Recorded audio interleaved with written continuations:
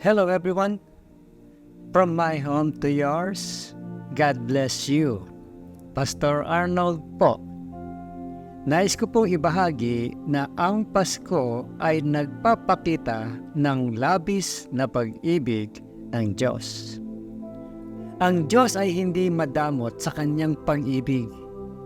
Hindi niya ito binibigay ng patak-patak lang. Binubuhos niya ito ng labis sa lahat ng tao. Ang sabi po sa Bible, sa Psalm 42 verse 8, "Each day the Lord pours His unfailing love upon me." Walang nilikha ang Diyos na hindi niya mahal. Binibigyan pansin niya ang bawat detalye ng iyong buhay. Ang ibig sabihin ng pag-ibig ay atensyon. Kapag binibigay mo ang pansin o ang atensyon kung ano ang mahalaga sa ibang tao, ipinapakita mo sa kanila ang pagmamahal. Nakikita ng Diyos ang bawat luhang pumapatak mula sa iyong mga mata. Naririnig niya ang bawat tawa mo. Alam niya ang bawat buhok sa iyong ulo at kung ilan ang nalaglag sa banyo o naging kulay puti ngayon. Ang sabi po sa Bible, God knows every step I take. Yan po ay sa Job 23 verse 10. Nagmamalasakit siya sa iyong mga hakbang at binibigyan pansin niya ang mga ito. Ang Diyos ay hindi kailanman masyadong busy para sa iyo. Hindi kanya makakalimutan. Ang sabi po sa Bible, "Can a mother forget her nursing child? But even if that were possible, I will not forget you. See, I have written your name on the palms of my hands." Yan po ay sa Isaiah 49 verse 15 and 16 ng New Living Translation. Ang mga marka ng pako na mayroon si Jesus mula sa pagkamatay sa krus para sa iyo ay ang tattoo ng Diyos. Maaring pakiramdam mo ay nakalimutan ka, ngunit ang Diyos ay hindi tumitigil sa pagbibigay pansin sa iyo. Malalaman mong mahal ka niya hindi lang dahil binibigyan pansin ka niya, kundi dahil nagkusa siyang iligtas ka.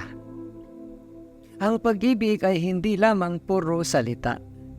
Ito ay kumikilos para sa iba. Ginagawa nitong sarili mo ang problema ng ibang tao. At yun mismo ang ginawa ng Diyos noong unang Pasko. Ang pagdating ni Jesus noong unang Pasko upang mamatay para sa iyo sa krus ay ang pinakadakilang halimbawa ng pag-ibig. Ang sabi po sa Luke chapter 2 verse 11, "Today your Savior was born in the town of David.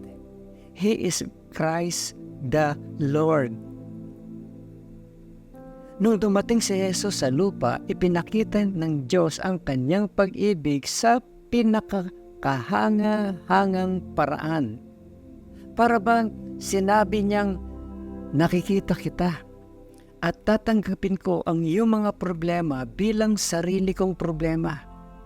Ipinadala ko ang aking minamahal na anak upang mabuhay ng isang perpektong buhay at mamatay para sa iyo.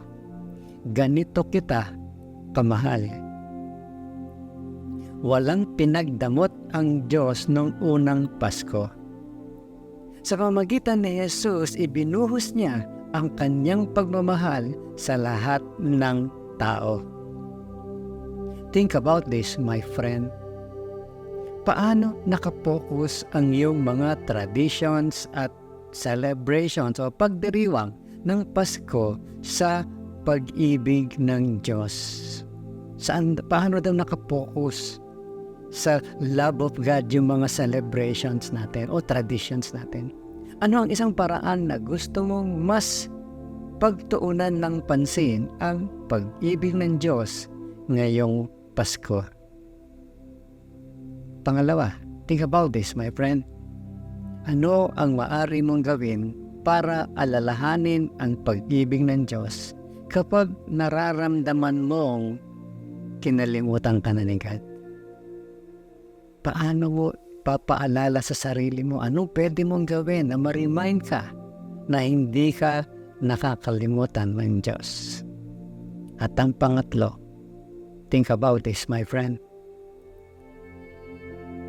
Nagkakaroon ka ba ng kaaliwan na malaman mo na binibigyan pansin ng Diyos ang bawat detalye ng iyong buhay?